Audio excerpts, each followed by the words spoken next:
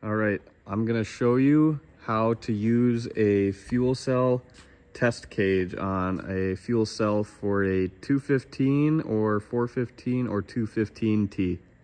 So before you put in your fuel cell here, you want to look inside of here and make sure it is clean and free of debris.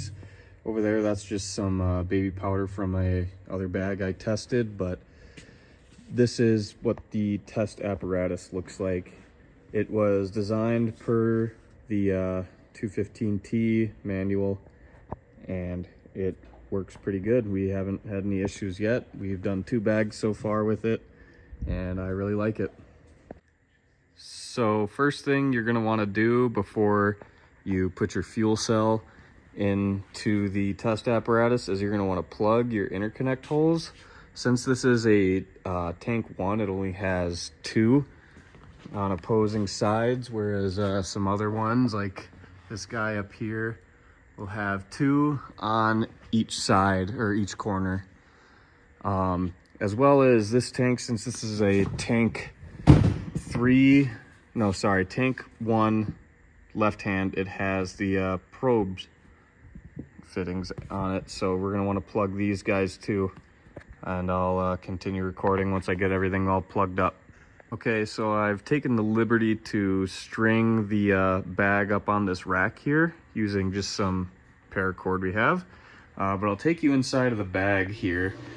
This is what it looks like from the inside. I've already put in one of these plugs here, and as you can see, it has a hose clamp on it, and basically what you want to do is just tighten that up all the way, as you know, as much as you can. Obviously be careful about ripping the rubber on it. I have yet to do the other side, but this is what it will look like right here. Just a little PVC plug that we put in. I also have the probe mounts. I have those plugged up with 2 Secoseal washers, or 2 Secoseal washers on either side. I have yet to do these 2. So once we get all of this in, I will come back and show you how we put it into the test cell apparatus. Okay, so I've taken the bag off of the string. These are what the plugs will look like from the outside, and you want to make sure that they're flush, right? You don't want them sticking out too far, otherwise it's going to push up against the test cage when you put it in there. On this side, I have all of the hardware on for plugging the probe bracket holes, and you want the bolt heads to be on the outside of the bag, because the other side of the bolt, you don't want it to poke through the protection that we have in there. So the next step is going to be putting the lid on, and we have a vent line from tank number 1 for it just has the 1 exit, so you add air to this side, and that's what puts air into the bag when you inflate it. And we turned the vent tube 90 degrees so it's sticking this way, and we can actually get it hooked up to air. So now we'll be installing that onto the tank. So before you put your lid on, you want to make sure that you have a gasket. I've siliconed this gasket to the lid, and I don't think I waited long enough for it to dry, and that's why it kind of looks like it's pouring out of every side. But anyway, you put it on like that, and then you're gonna put bolts all the way around it.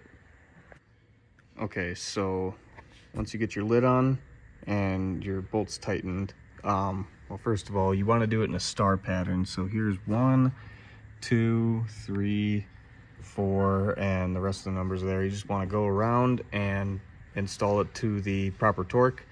Look up your proper torque, always read your manuals, and then after you get that, you want to go around and re-torque everything, and you can do that in a circle. You don't have to do it 1, 2, 3, 4. So now that we got all that done, we are going to put it into the test cage. Okay, here it is sitting in the test cage. This is how it'll sit in here and also in a aircraft, but once we get this lid on, we're gonna bring this guy up, hook up the test piece and fill it with air. So let's get this lid on. Okay, so here we have the test gauges hooked up to it.